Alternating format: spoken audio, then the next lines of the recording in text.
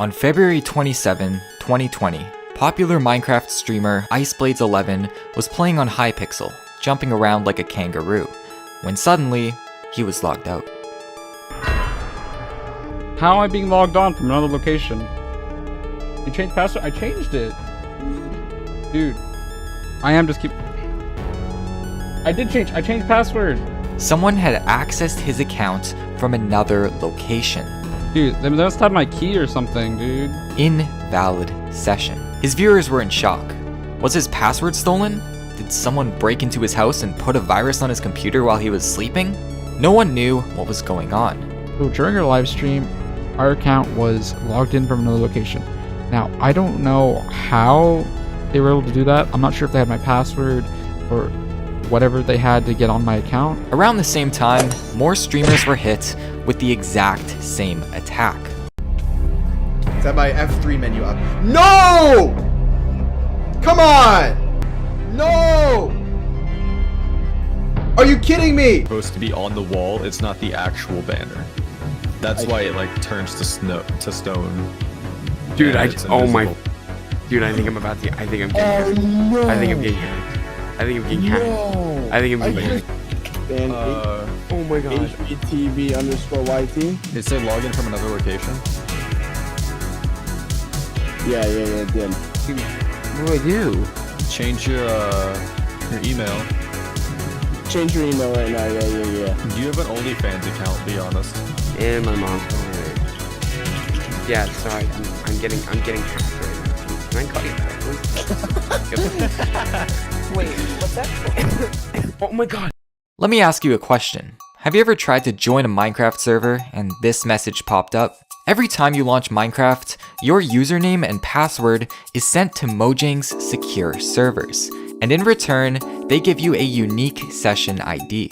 This is a special key which tells Minecraft servers like Hypixel you are the owner of that account. Session IDs allow these servers to verify your account without knowing your username and password.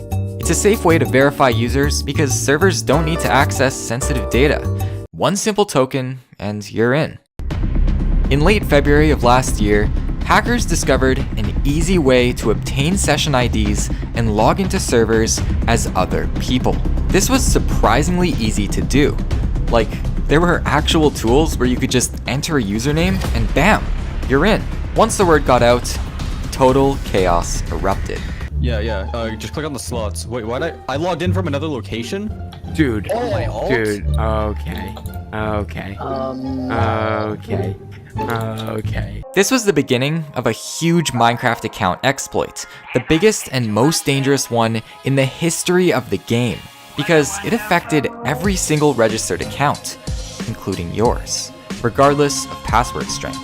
Hackers had found a very simple loophole, a flaw in the authentication system that had gone unnoticed for years, which allowed them to log into any Minecraft account they wanted without even knowing the email or password. As long as they had the username of their victim, they had access to everything. This video will explain the brilliant method hackers used to pull this off, all of the YouTubers and accounts that were affected, the backlash, and ultimately Mojang's response to this massive vulnerability. Watch to the end. This video will take you through a dark part of Minecraft's history many people don't seem to want to talk about. Also, only 1% of my viewers are female. I honestly don't know why. If you have a girlfriend or a sister or whatever, please share my channel with them so we can fight the gender inequality on this channel. Enjoy the video.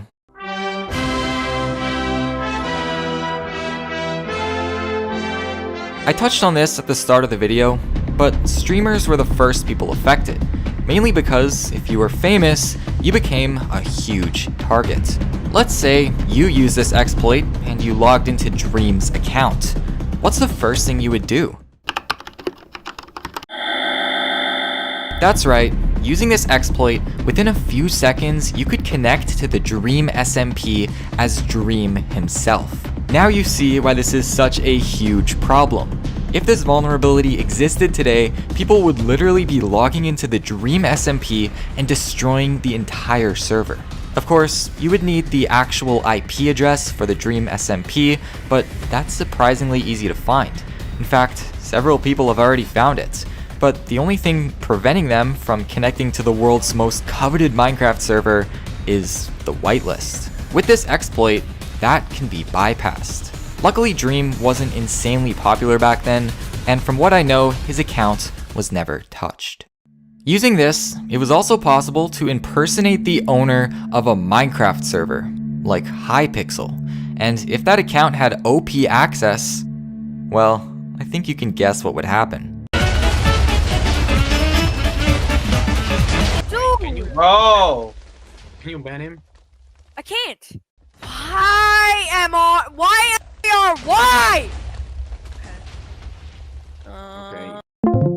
Plenty of regular people logged into servers as head admins and started griefing using commands they shouldn't have access to. It was chaos. As a result, entire servers were taken offline, and a few never recovered.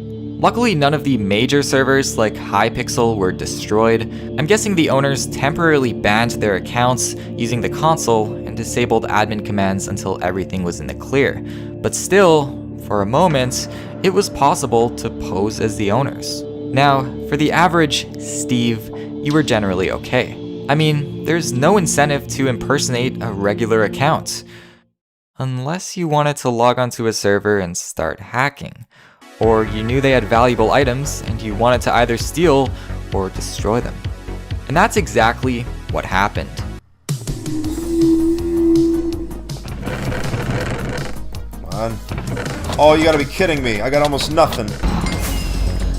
There we go, jeez. Woo!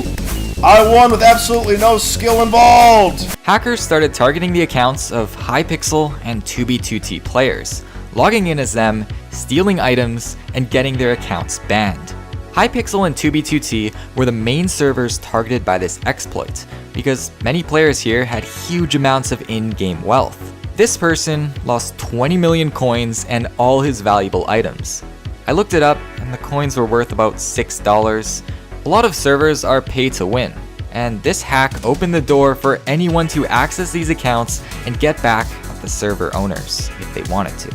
On 2b2t, the oldest anarchy server in Minecraft, hidden bases were leaked, alliances destroyed, and entire inventories were wiped in seconds just because hackers were able to impersonate an account. If you're not familiar with 2b2t, bases and coordinates are extremely confidential because nothing is protected. Leaking the coordinates of anything significant would result in the entire thing being destroyed. What made this exploit especially scary was that initially, these people didn't know how the hackers accessed their accounts. Try to put yourself in the situation of a Twitch streamer. You shut up when I'm talking to you! You shut your mouth! Suddenly having their account accessed from a new location. The hacker would need your password, right? And once they have a password that works, they're not going to stop at your Minecraft account. They could log into your bank, your Twitter, and even your Twitch channel. For these streamers, it felt like their entire life was at risk, because they thought these hackers had their password. And you can't really blame them either, because the only known way to access someone's account is to know their password. The total number of users affected by this exploit was 126 million, or every single Minecraft account in existence. Since if a hacker had a valid session ID and a target, it doesn't matter who you are, there is no way to stop them. I don't know how many of these accounts were actually logged into, but given how easy it was, and the fact that it was public, the number is definitely in the thousands.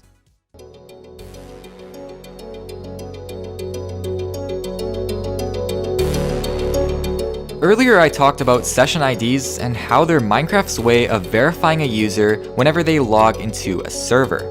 Well, one day, someone discovered that Mojang doesn't validate an account's ownership of the session token when logging into a server. Basically, it will accept any valid session ID. No matter what the username is, as long as the token is valid, full access to the account is given. So, how did hackers get the session ID?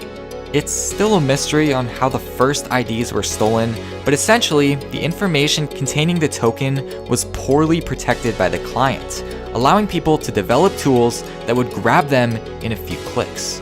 In some cases, streamers would accidentally show it while loading up the game, To the average person, it was meaningless, but to a hacker, this was a golden ticket into their account. I also heard that if you had someone's IP address, you could get their session ID, although I never tested this for myself because I don't like going to prison. Here's an example of what a session ID looks like.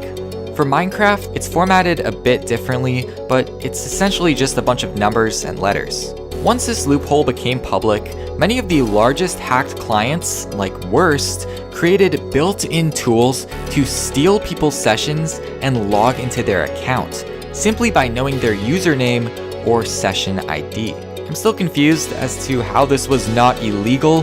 They literally put a button on their clients that allowed you to hack people. What made this exploit so dangerous was there was literally no way to stop it or protect yourself from being hacked. If you were a target or a significant person and someone wanted to use your account, they could. Commands don't work. Commands don't work.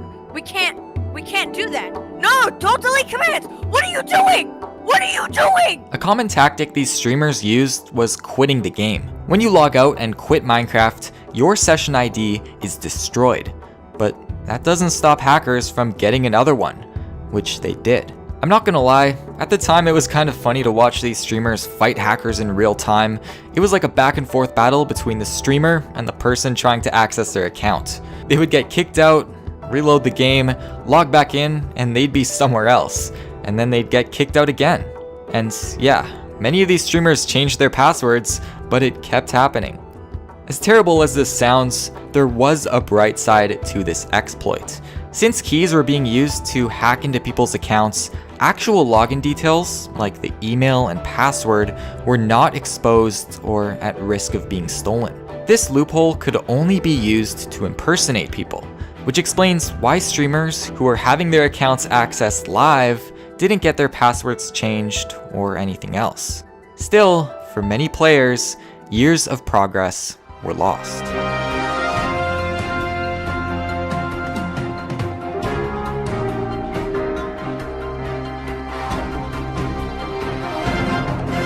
Now, this didn't go over well with the Minecraft community because the core exploit involved hackers using an old system Mojang still supported to verify users. This old system only verified the key, not the username with it, which was the ultimate reason behind this entire problem. Mojang was still supporting a legacy authentication API when a better, more secure one that actually verified account ownership already existed. But that wasn't all. If any Minecraft veterans are watching this, you'll know that the exact same exploit occurred back in July 2012, which affected every single Minecraft account. Millions of accounts. Mojang was well aware of the issue, and yet in 2020, it happened again. The company never released an official statement or warning about this problem. At least, I haven't been able to find anything from them about it. Probably because they didn't want everyone to panic by saying something like, "Hey guys, there's a backdoor into every single Minecraft account, and there's nothing you can do about it. We hope you're not famous or anything." No! Come on! To their credit, this was patched very quickly. On Sunday morning, March 1st, Mojang patched the exploit, and people weren't able to log in as their favorite streamers anymore. Theoretically, if this still worked today, what would you do? If you could log into any Minecraft account and go onto any server, I want to know what approach you would take and why. Personally, I would log in as Dream and start messing around on my Minecraft server, but let me know in the comments what you would do. And of course, if you enjoyed this video, smash subscribe and I will place my Minecraft bed right next to yours.